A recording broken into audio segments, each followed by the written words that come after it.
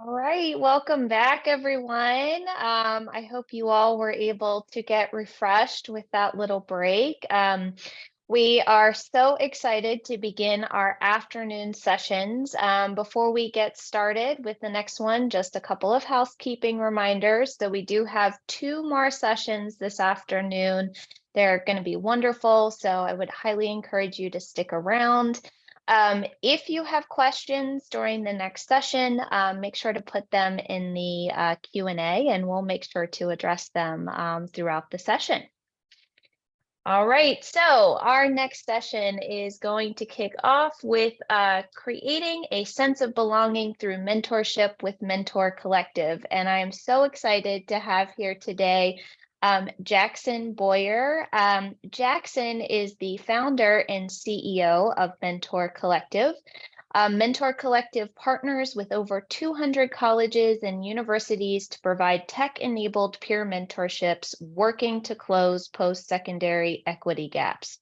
Jackson is based out of Brooklyn, New York, and he's joined here today by some of their peer mentors. So we are so excited to hear more from Jackson. So I am going to hand the mic over to him. I'll actually stop screen sharing and he can bring up his presentation and we'll get started. Well, thank you so much, Elena, Melvin, Alex, and the full Upswing team for inviting Mentor Collective into your space. As Elena shared, I am the co-founder and CEO of Mentor Collective. And I want to take the first couple minutes today, tell you a little about Mentor Collective, our why. One of the reasons I was so excited to be here today is that we really share a mission with Upswing of closing equity gaps in post-secondary education. And I'm delighted to be joined by two of our wonderful mentors, Asia and Josh, who I'll introduce in a few minutes.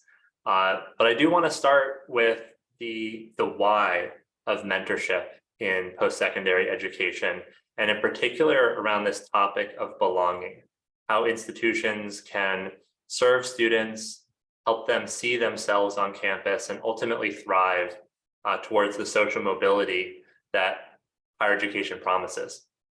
And so I want to start with a couple of the themes that we here at Mentor Collective see. The first is this concept of social capital, which I imagine some in the audience are familiar with. Social capital is really the who you know, not just what you know. And there have been so many studies that show who you know has a remarkable impact on your success in college, but also your opportunity in the workforce.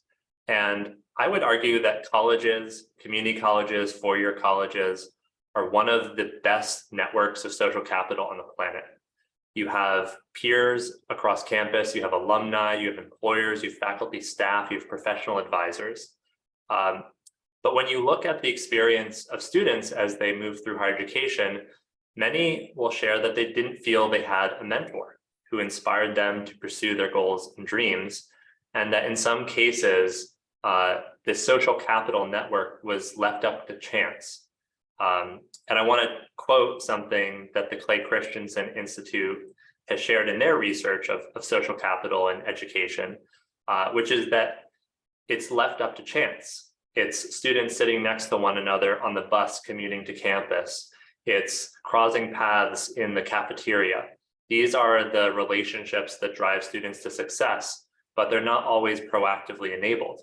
And to me, that's sort of point number one in the opportunity of peer-to-peer mentorship in higher education.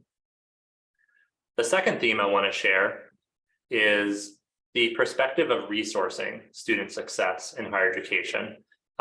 Across higher education, you can see some graphs here of where schools are putting their resources to support students, both into student services and academic support. And there are fantastic organizations like Upswing who are part of making student success possible through tutoring, through advising, and so on. But one of the things we hear from students often is that they don't know the resources available to them on campus. And actually, Melvin shared a really powerful anecdote early on in one of the sessions as one of the very few Black men at University of Georgia, not feeling comfortable going to the writing center. That is a sentiment that we see time and time again and leads to fairly low utilization rates of these high impact practices that we know drive towards greater success, whether that's using mental health resources, tutors on campus, career services. These are incredible resources that exist, but students aren't often finding themselves taking advantage. How can peer mentors have an impact on this? That's another question to seed. And then finally, the third theme I want to share is that students are facing barriers to their success. And this has only been exacerbated by a pandemic. There's the feelings of loneliness, the financial burdens, housing and food insecurity, so many things that lead students from ultimately walking across the graduation stage. And schools talk a lot about getting a 360 view of what's really going on in the student life. And there are many sources for that information, but one that is often neglected is the other students. Sometimes schools can learn incredible things by asking students what challenges they're facing. And this graph on the right-hand side comes from Inside Higher Ed, where they ran a study of where students turn to for support and advice. And invariably, it's their peers. It's people who look like them, who have shared lived experiences. There's less of a power differential when you're thinking about a peer versus a professor or a professional advisor. And so we would argue that this is, again, an opportunity to really learn about those barriers and empower mentors to be a true advocate for students in their journey towards their success. So these are some of the themes that led us to found Mentor Collective. I'll very briefly tell you about us before handing it over to some of our mentors. But we work with about 200 institutions, and we're very focused on taking this powerful peer-to-peer relationship and bringing it to scale, creating greater access to social capital, greater visibility into student needs and blockers so that we can support them, and ultimately helping them find their way to the resources that are rich on college campuses, but are sometimes underutilized. So thank you to the Upswing team for having me here. You're going to hear a little bit less from me now, because what I'm so excited to do is get the perspective of two of the mentors who volunteer with Mentor Collective. So you can see their profiles on the screen, but I'm actually going to stop sharing my screen because they are here in the flesh. And so why don't we start, Josh and Asia, with some brief introductions to you. Who are you? What are you bringing to this conversation? And then we'll dive into some questions. Josh, do you want to start? Yeah, sure. So hey everyone, I'm Josh. I am a multiracial ethnic minority student who my path was not like unorthodox. So I got my AA IVC in Saddleback in music, and then I eventually took a break and came back and got another one in psychology, where I kind of found myself. And then I pursued Cal State Long Beach to get my BA in psychology and my master's in psychological research, focusing on health inequalities, feeling your belonging, discrimination, and racism. And what made me come to Mentor Collective was they reached out to me to be a mentee, and then I became a mentor a year later, where I get to navigate with students and then build these relationships that sort of turn into long-lasting friendships. So I really love it. Thanks so much, Josh. Asia. Hey folks, thanks for having us here. I'm Asia Smith, she, her pronouns, also multiracial, part of the BIPOC, Black, Indigenous, people of color community, and I love being part of the Mentor Collective. As far as my journey, I joined in 2018, and to level set a bit, I graduated from my undergrad in 2011. And so my introduction to Mentor Collective was as I was within my career, developing as a professional. My career actually started in higher education. And so I was mentored in many different ways, probably by a lot of folks who didn't even realize they were mentoring me at the time. I experienced quite a lot of trauma, especially during my undergrad years with the loss of a parent, some other pretty serious situations that I've had to navigate or that my peers have had to navigate. And for me, becoming a mentor, it was a healing experience for me. It was a healthy way for me to overcome those challenges and also help folks going through the same. And so I became a resident assistant on my college campus. That led to me becoming a residence director. And so that's where the higher ed journey began for me. It transformed into me working in nonprofits for a bit. I worked for After School All Stars, which is Arnold Schwarzenegger's nonprofit. And that inspired me to go into some other fields on ed tech and online education. And the common thread there was always mentorship.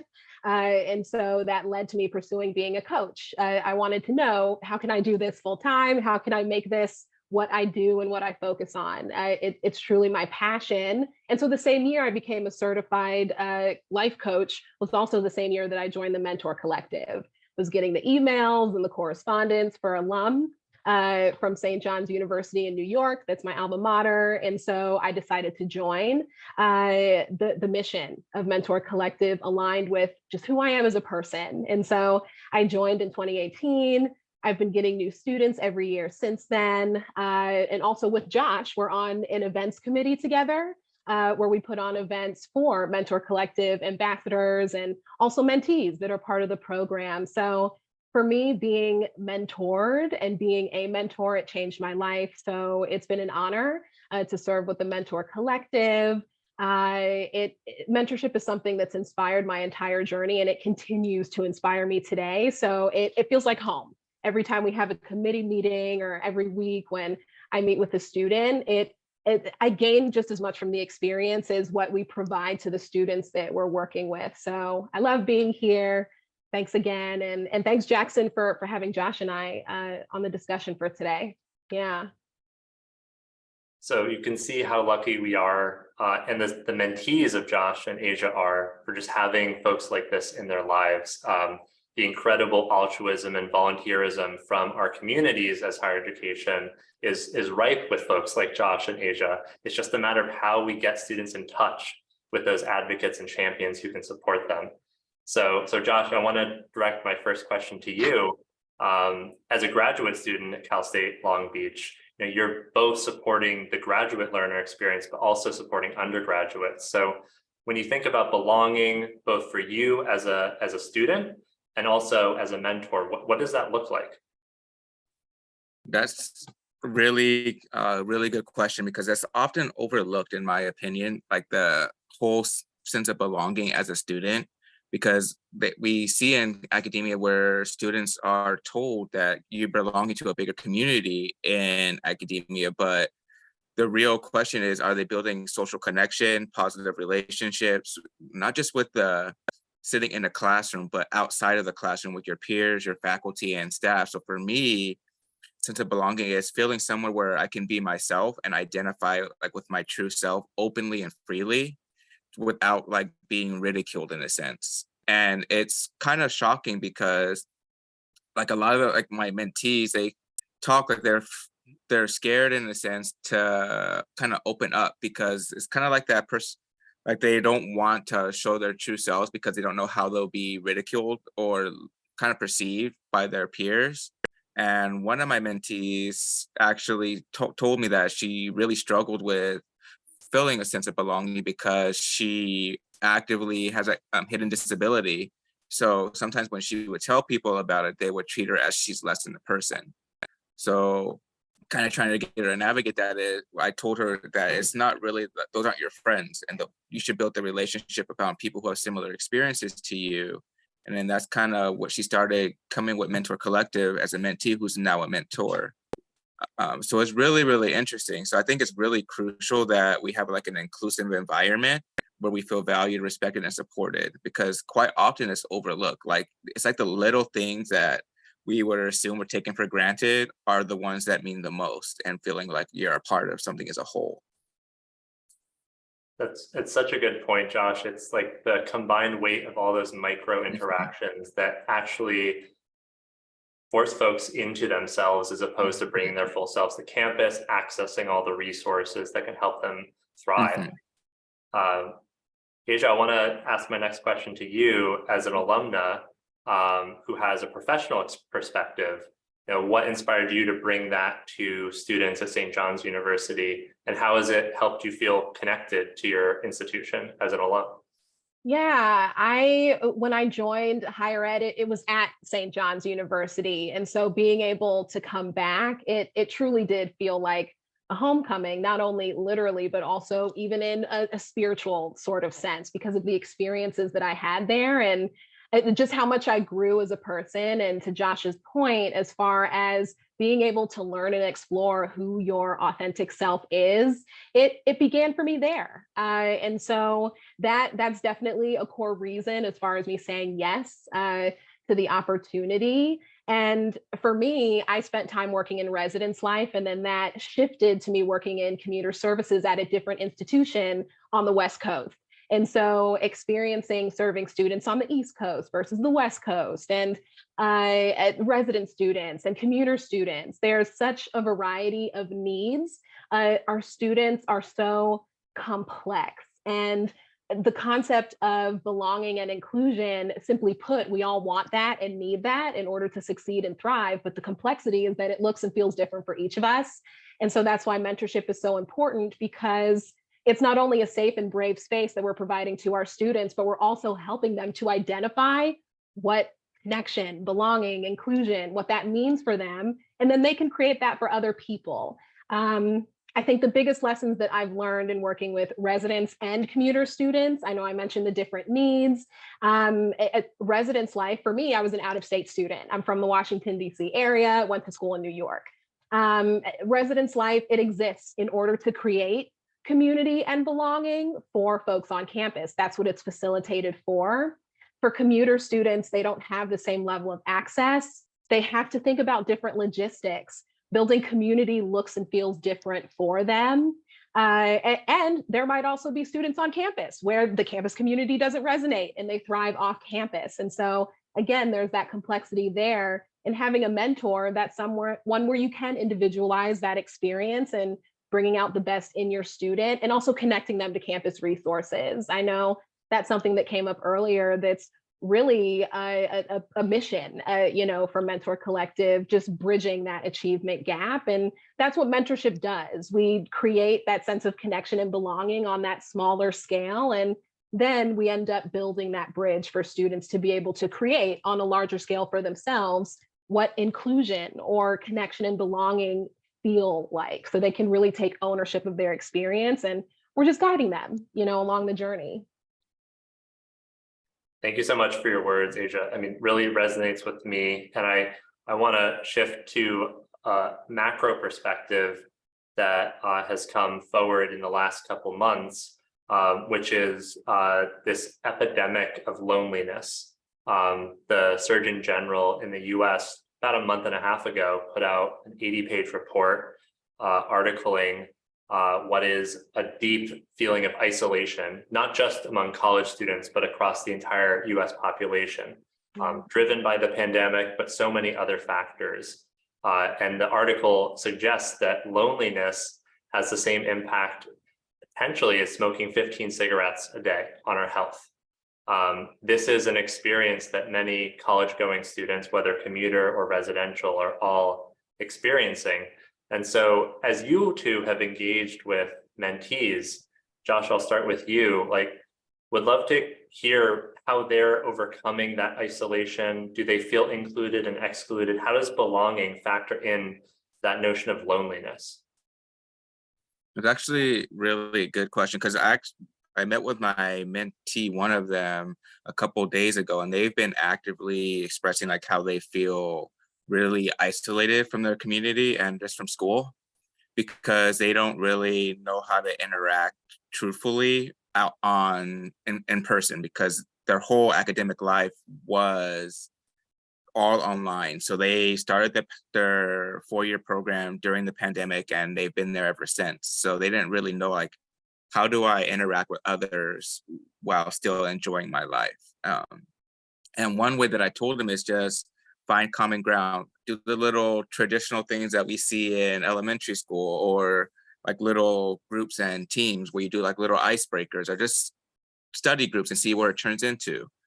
Because these are the people that you're going to be working with for the rest of your life sometimes, and they don't really realize it. So one thing that he's been using actively is when he makes a lot of the students now use Discord for their class chats and stuff. So he uses that to interact. And then sometimes they hang out for study groups and then they just kind of hit it off sometimes. But that's the only way that he's been expressing that he's finding a way to get rid of that loneliness in a sense while still being part of himself.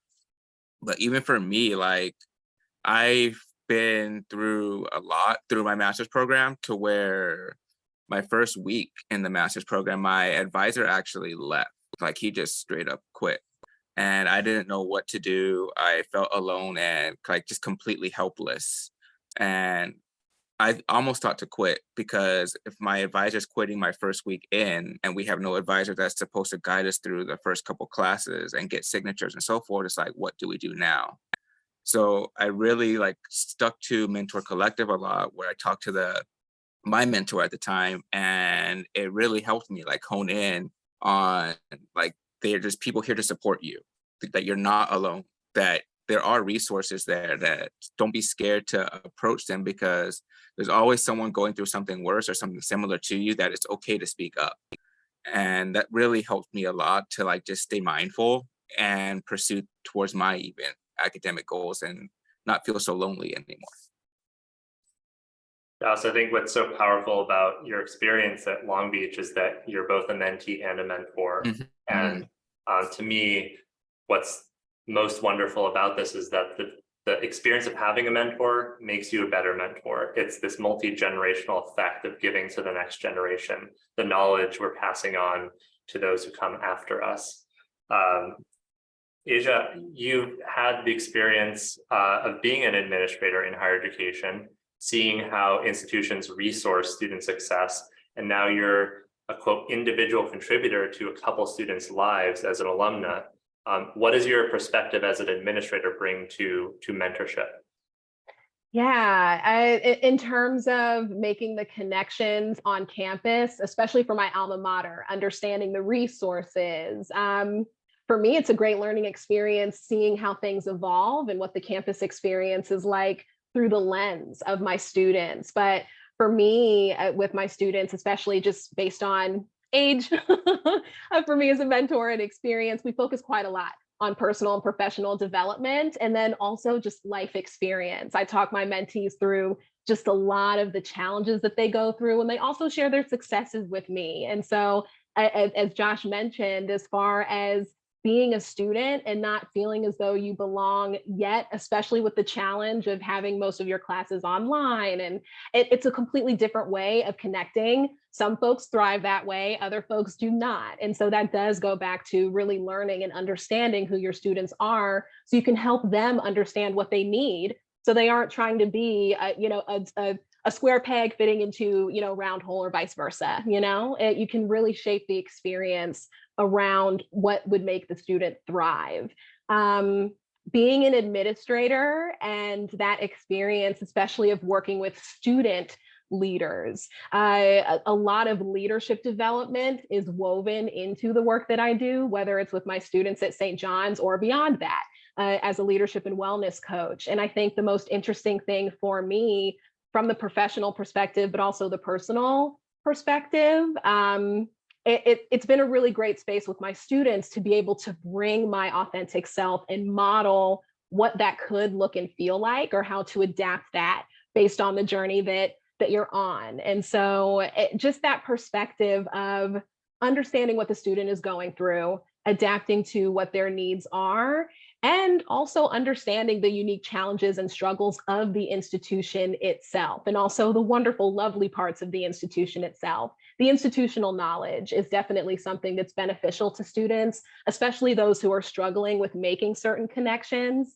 And the great thing about Mentor Collective in terms of the platform, the technology that's involved, that's been something that's been really beneficial for me and my students, for us keeping in touch, being able to recommend the platform as a way for students to keep in touch with the school or different administrators. There's so much that students have access to, where when I was a student, I didn't have those tools.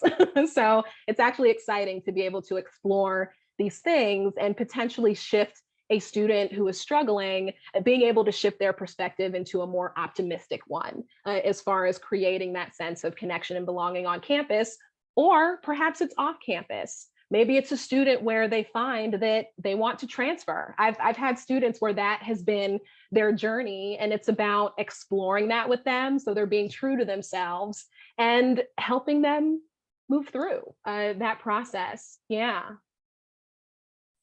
That's powerful. It's the authenticity that you bring as this outside perspective, I think, to let them holistically consider what's best for them in their education. And Josh, I'd love to hear from you as well. Like Asia mentioned, this idea of like institutional knowledge, helping students figure out how to fit into the culture of campus. Like, what are some of the challenges your mentees have faced, and have you supported them?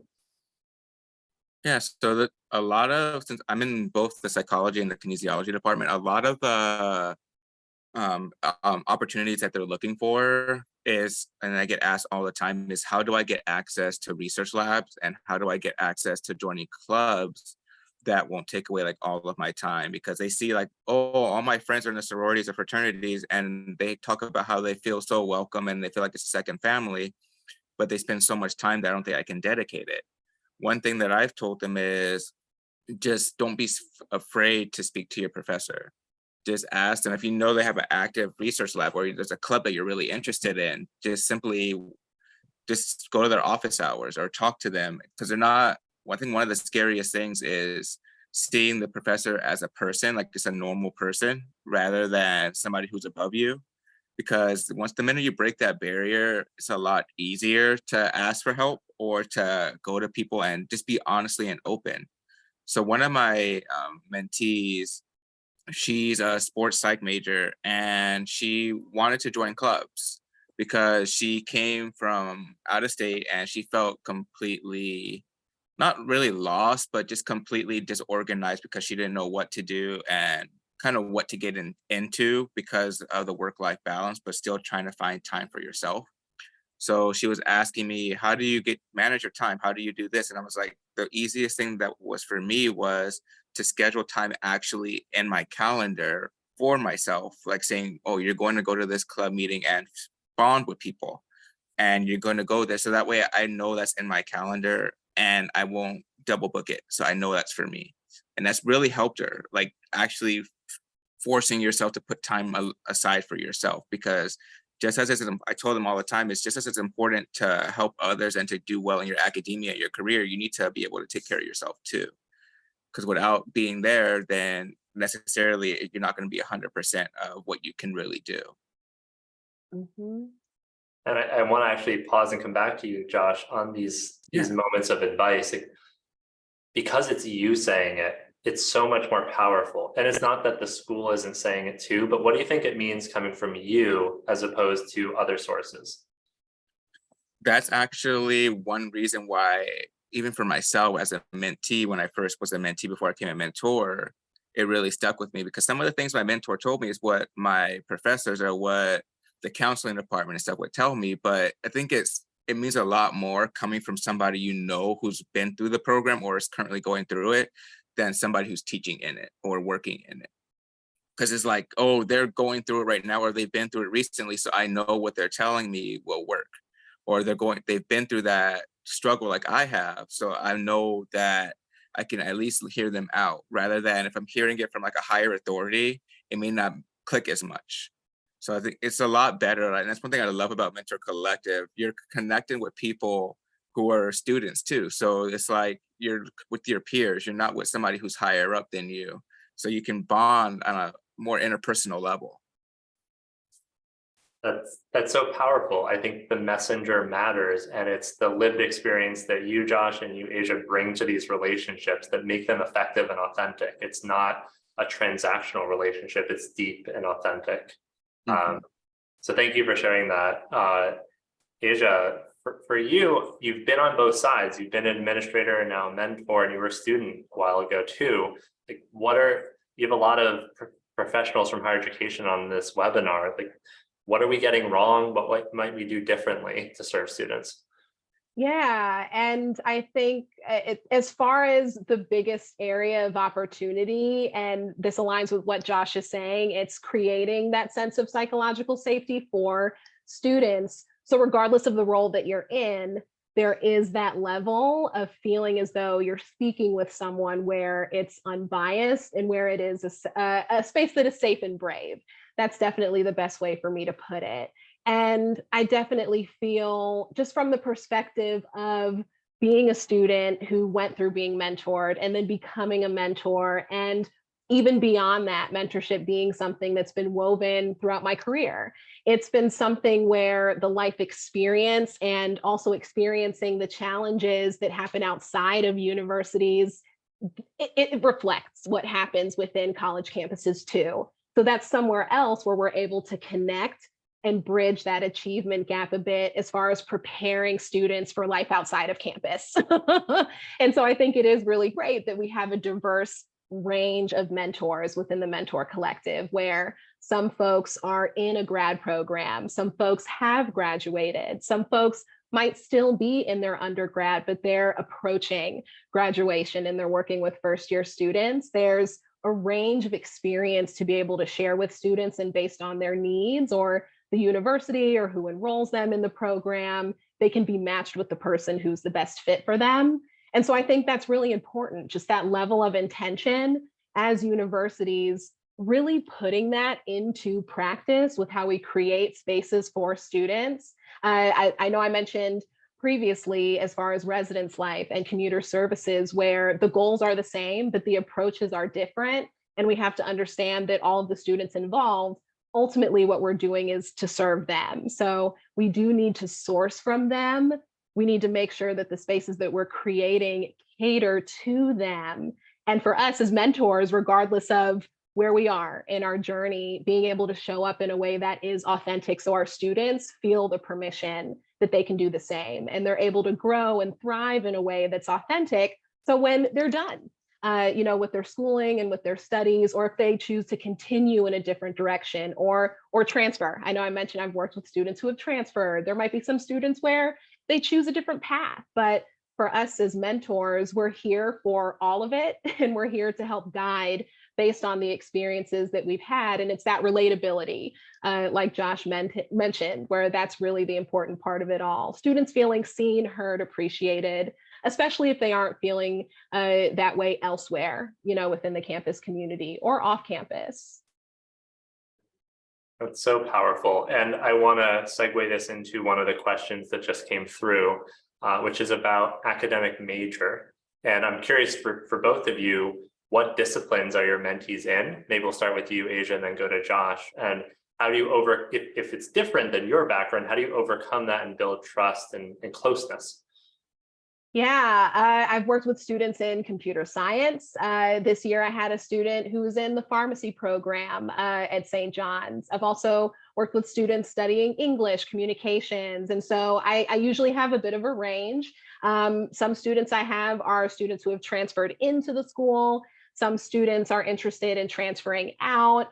And so I think that it has been quite interesting having mentees where their experiences are different from mine, but we do share the institution and also that common sense of wanting to create the belonging and the connection and the trust and the inclusion. That's usually the goal at sort of the base or the foundation for each student, whether they're looking for that personally or professionally. For me as a mentor, it's my job to learn about who they are and what their needs are, and then help them, navigate all of that for themselves. As far as overcoming that challenge, it's been interesting because it hasn't been too much of a challenge. I think because of the fact that we have a platform where we're able to easily communicate with universities and find the resources that we would need on campus. For me, with the students that I've had, it's always been a really smooth process as far as me finding out who they need to know through the mentoring process too, as far as conversations with students. We're building connection and building trust. And so through those conversations of me getting to know my student, I allow them to teach me about what it is that they're experiencing. And that also builds trust, and it breaks down some of the power dynamic that might be a concern for some folks. Like, these are some ways to be able to approach that where students respect you in terms of the knowledge that you're bringing, but it's not from a sense of a hierarchy, if you will. So yeah. I think that's so important, this idea of reciprocity in the relationship. Like the mentoring goes both directions. We learn just as much from the mentee as the mentor is teaching them. Josh, what about some of your mentees? What background are they coming from? So similar to Asia, I have had a wide range of mentees from all different majors, anywhere from psychology like me or kinesiology, but all the way to English, nursing, and could be pretty much any major, but it really hasn't created like any major challenges for me. Like just being open and honest with them, like this is what I'm come from, these are the resources that I have, and just talking to them about like on an interpersonal level. A lot of the times we bond on not just like the institution that we come from, but we may have similar career goals of giving back to specific communities, or we may bond on similar extracurricular activities. So there's always something that we're sharing in common that we can build off of, to where we can build that communication and trust within each other, to know that I'm not just I really like what both of you said is we're not learning from just a mentor, we're learning from each other. Because there's so much that I've actually learned from my mentee. And sometimes I ask my mentee questions because I know they have other professional experiences and skills that I do not have. So if I need to ask them for questions, I do as well. But one thing that I really like to do is if they need a specific resource, or they need to talk to a specific person, like Asia said, just really trying to find the resource for them and connecting them to it, or at least connecting them to a person that may have the answer for them. So while we're not the same major, we can still guide them through the general ed classes, through their interpersonal life, their academic career as a whole, just maybe not the specific classes that we've never been a part of because we're not in that major, but the bigger picture is still there. We still bond, we still network, we still build these nourishing relationships to where everybody feels like a giant community. And it's really nice because shockingly, sometimes the mentees that I have, they know each other and they didn't know I was mentoring both of them. And then it's actually happened quite a few times, like, oh, you're working with Josh and you're working with him. I was like, yes. And then we all hang out collectively. Or sometimes we do collective meetings to where we meet in Zoom, or if they're local to the campus and we'll meet in person. So we're trying to do a mix of things so that way we're building not only that relationship with the voice, but we're also putting a name to that face in a sense, or a face to that name. So yes. I think interwoven in your response, Josh, is this idea of intersectionality. Major is just one aspect of someone's identity, and it might not even be their identity yet, it just might be an interest they're pursuing. But there's so many dimensions to who somebody is. And I would note that in an effective mentoring program, you need to take those into consideration when you're creating these connections.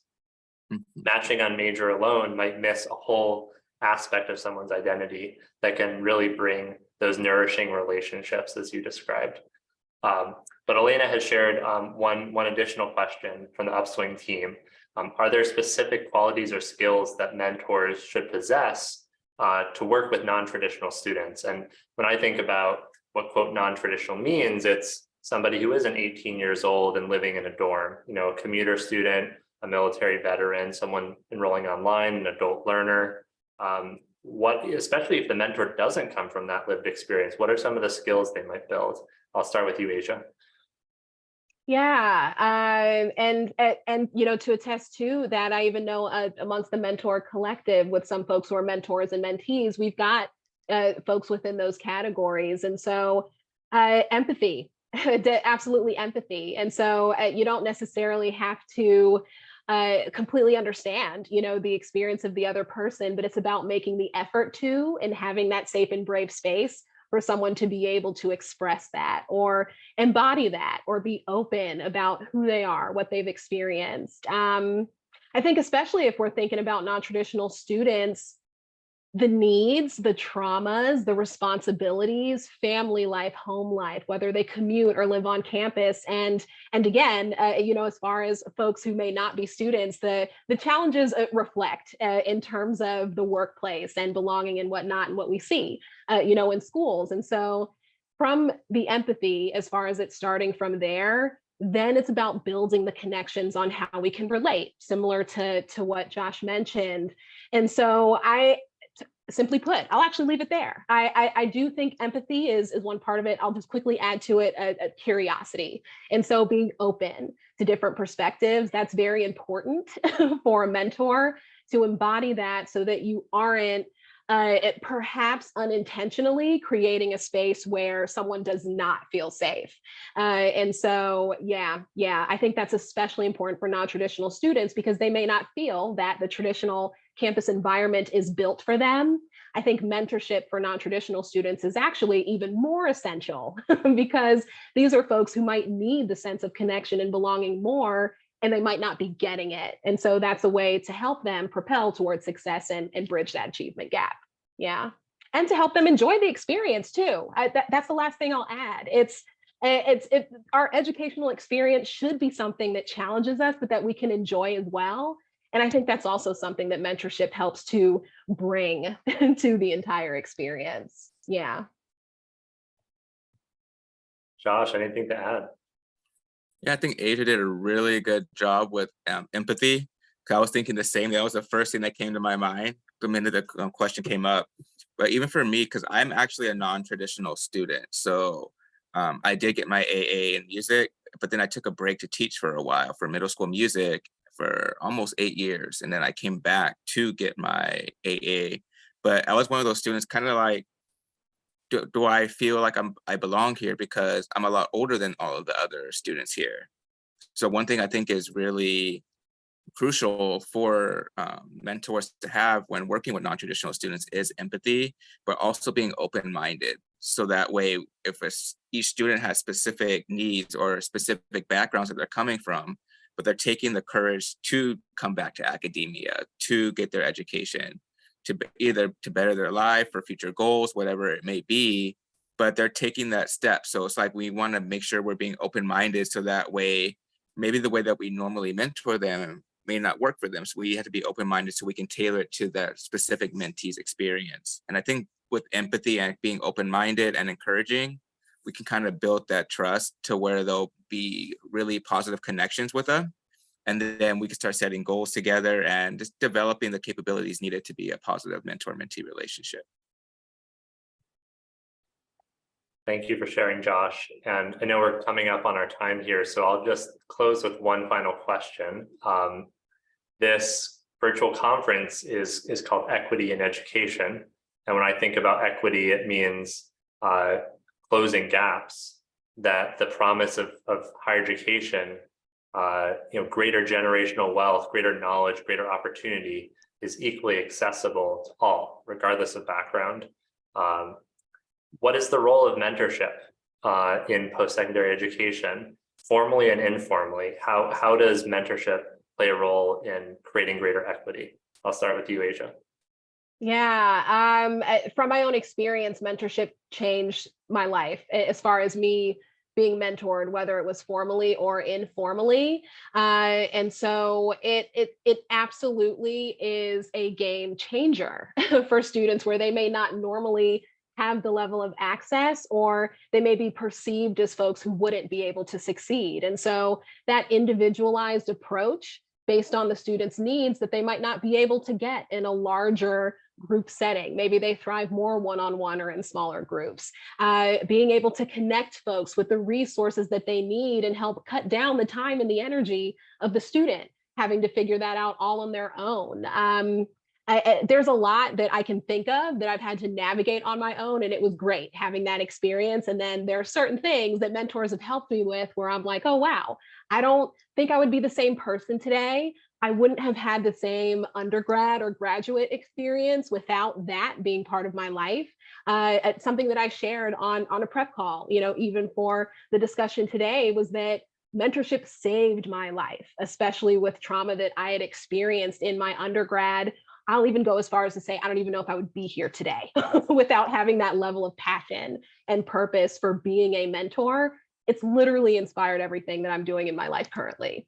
And so, yeah, I mean, even going on that tangent, I almost forget what, what the question is. And that's how deeply this affects me as far as being a mentor. So again, it changed my life, and it can absolutely change the lives for other folks too, as far as creating that equity for people to be able to succeed, because you can have a tailored approach for a student where they're set up for success. And so some of those disadvantages that they may normally face that I can relate to, or that Josh can relate to based on his experience, you help minimize that for the student so they can just show up as their best selves. There's so much that we're all carrying right now, and it's heavy. And so mentorship really does help the student be able to express, decompress, lighten the load a bit.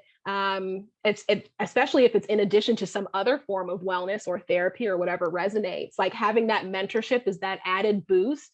I think especially for students who don't have access to those things. That's how it was for me as a student. Having that mentor helped me to continue to move along during times where I felt stuck or where I felt lost. And it helped me create a sense of vision for who I am now. And I love helping students figure that out for themselves and what that means for them authentically. So yeah.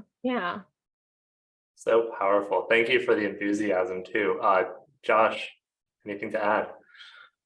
Yeah, so for me, mentor really did help me find myself, because kind of similar to Asia, I don't know where I would be without mentorship.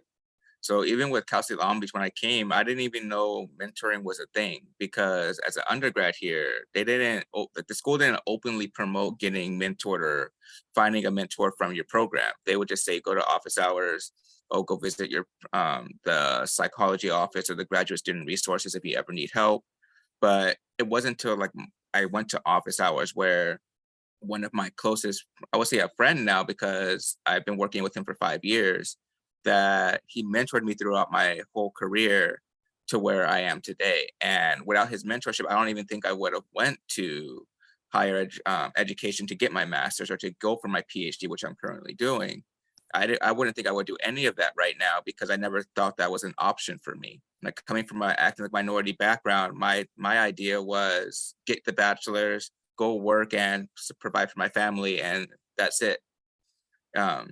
So being mentored actually really did save a lot. And what I realized, even with the mentees that I currently have, being a mentor for them, they didn't know that many of these resources even existed. When I tell them, like, there's a lot of these resources on campus, they didn't know like where they are. Like they mentioned them, like, oh, you have access to these things, but they don't know how to access them. They don't know where to get them. They don't even know if it's okay to come back. Like I was telling in the prep call, there's things like for mental health here, but they say you add a cap and a quota. So even if you just simply wanted to talk to somebody, there's a quota. Once you hit that quota, you're basically left out in the dark to find something. So one thing I really like about Mentor Collective is we have those through the panel. We have all those options to give them the resources they may need, or say, hey, we're here for that, to be that voice for you. We'll listen. Like we won't judge, we won't do anything. We just want a voice for someone to hear you. We're here. So I really think mentorship can change lives, and it has, because it helps people not only stay focused and find themselves, but it could get people out of dark places in their lifetime. So I really agree with what Asia's saying as well. Well, Asia and Josh, thank you so much for your comments. I think we all feel more optimistic for the future with folks like you supporting the next generation. So Elena, thank you for welcoming us onto this panel, and love hearing from our panelists. Thank you. Yeah, thank you so Thank much you. for sharing your experiences today. This has been wonderful. I do want to make sure that I post, in case people want to learn more about Mentor Collective and the work that you all are doing. There's a really informative case study on your website that I'm going to post in the chat right now. I would encourage everybody to take a peek at it because it just has wonderful information. I'll post that. So again, thank you for joining us. We are going to take just a quick break here and then go into our last session of the day. It's going to be another amazing panel, and it's going to be focused on facilitating and supporting college readiness development for post-pandemic students. So we'll be back after a short break. As a reminder, you can just stay in the webinar, or you can rejoin via the same link at 2:15 p.m. Eastern. So we'll see you here in a few minutes.